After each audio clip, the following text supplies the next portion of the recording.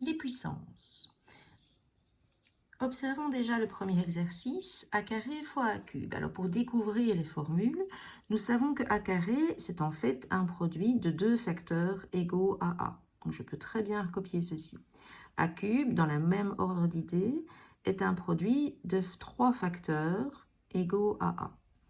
Si on les comptabilise, donc ceci faisait a carré, ceci faisait a cube, au final, on en a 5.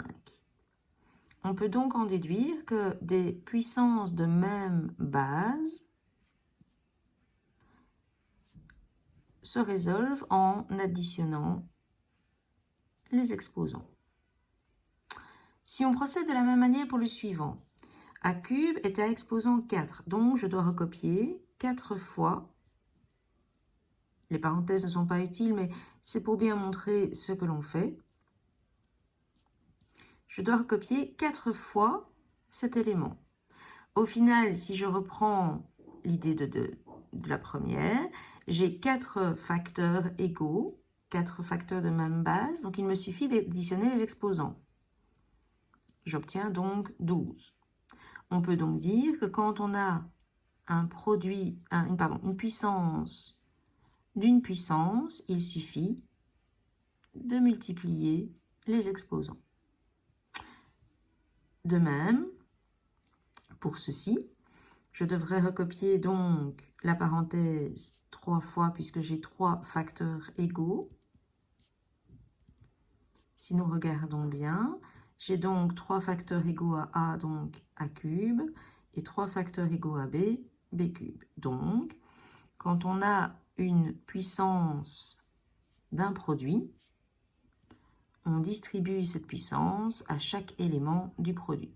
Si maintenant nous combinons les deux premiers exemples, et je change légèrement par exemple en a cube b4 exposant 5, ben, il me suffit maintenant de distribuer et de multiplier chaque élément. Donc je vais avoir a exposant 15, b exposant 20. Qu'en est-il quand on observe maintenant les trois derniers exemples? Nous avons cette fois-ci une division. Même principe, A4 est un produit de 4 facteurs égaux à 4. A cube est un produit de 3 facteurs égaux à A. Donc, je peux à chaque fois simplifier. Il me reste A, sous-entendu A exposant 1. Comment pourrais-je avoir ce 1? Bien, si on regarde, 4 moins 3 est égal à 1. Même procédé. A carré, c'est A fois A. A exposant 5, c'est 1, 2, 3, 4 et 5 facteurs égaux à A. Je peux simplifier. Au numérateur, j'obtiens 1. En dessous, j'obtiens 3 facteurs égaux à A. Comment aurais-je pu le calculer au départ?